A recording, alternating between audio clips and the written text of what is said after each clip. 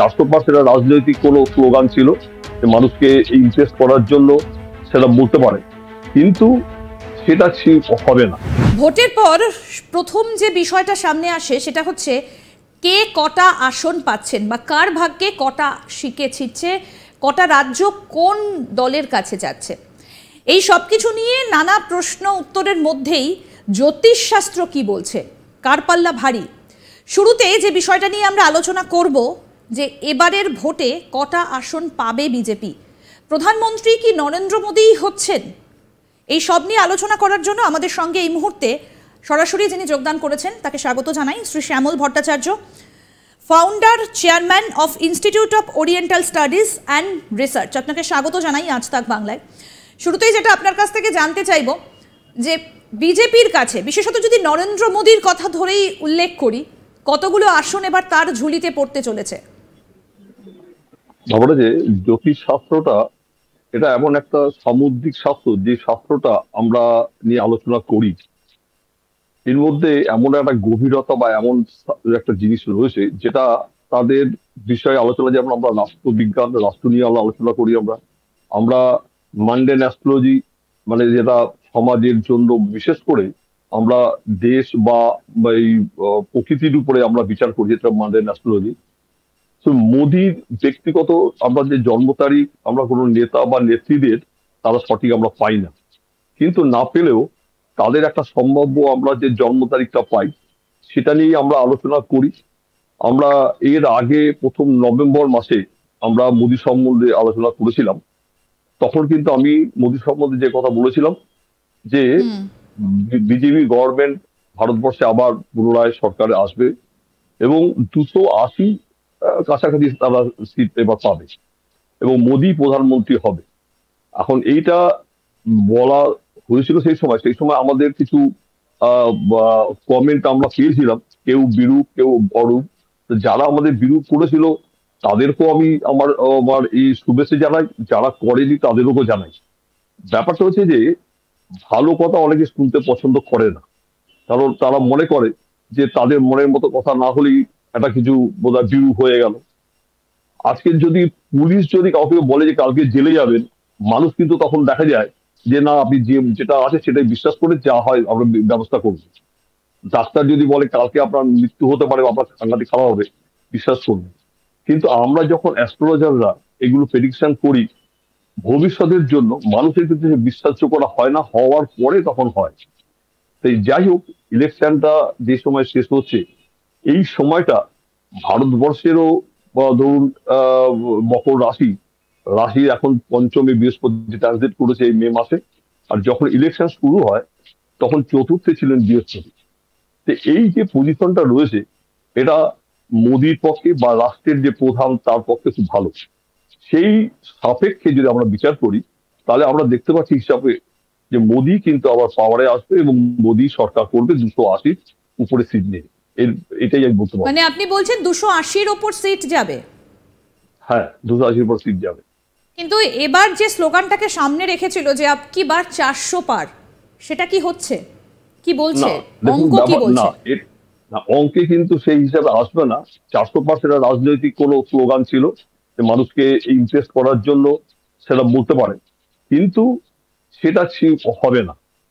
কিন্তু না হলে ওই 280 কাছাকাছি সিট যাবে। তবে এনডিএ জোট যদি আসে সেখানে 325 এরকম হতে পারে, কিন্তু বিজেপি নিজে 270 থেকে 280-র মধ্যে সিট পাবে। আচ্ছা, প্রধানমন্ত্রী নরেন্দ্র মোদী আবার সিংহাসনে বসবেন, দিল্লির মসনদে বসবেন, এমনটাই বললেন আপনি।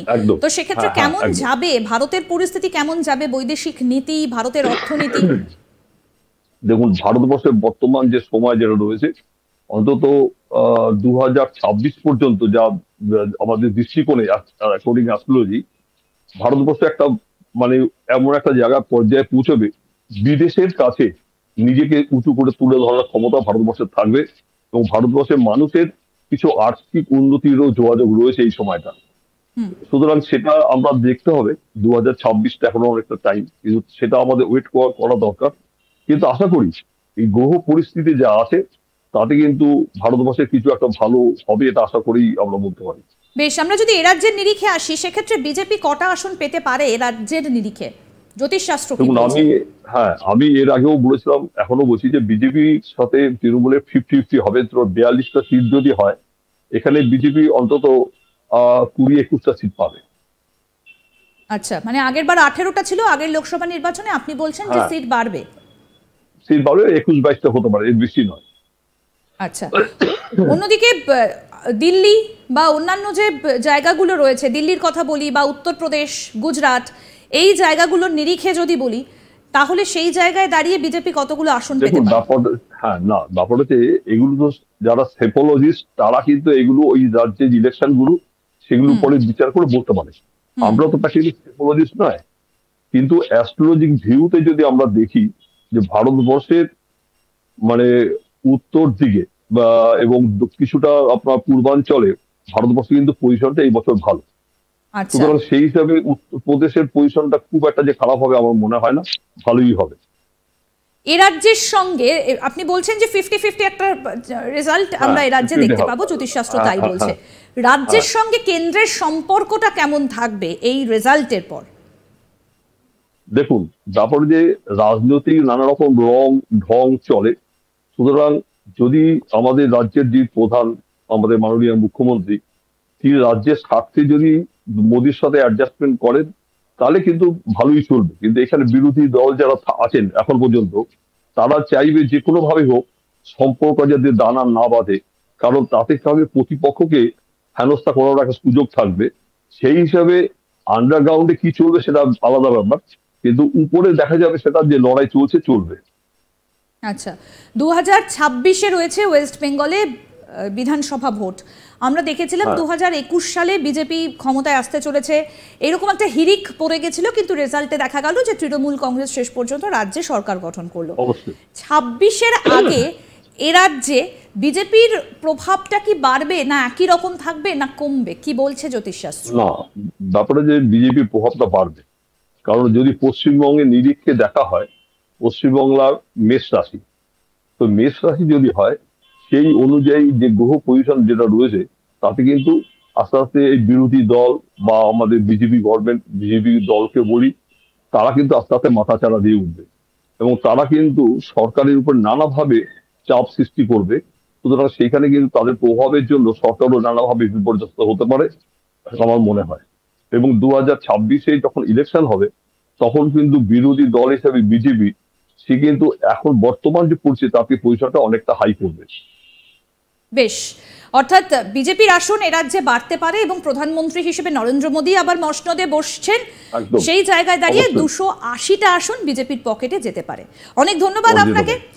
আরও হ্যাঁ, এরকম আপডেট পেতে, নমস্কার। জ্যোতিষশাস্ত্র সম্পর্কে আরও বিস্তারিত জানতে দেখতে থাকুন আজ তাক বাংলা ইউটিউব চ্যানেল, সাবস্ক্রাইব করুন।